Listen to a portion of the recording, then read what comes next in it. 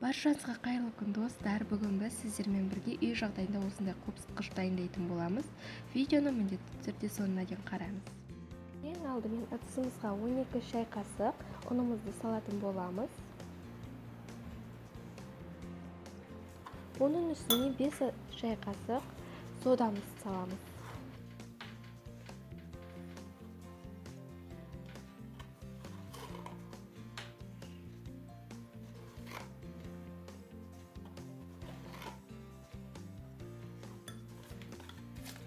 Одан кейін 2 немесе 3 шай қасық лимонная кислотаны саламыз.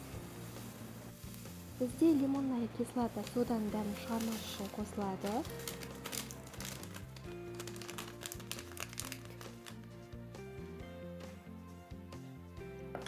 Одан кейін бәрін жақсылап араластыратын боламыз.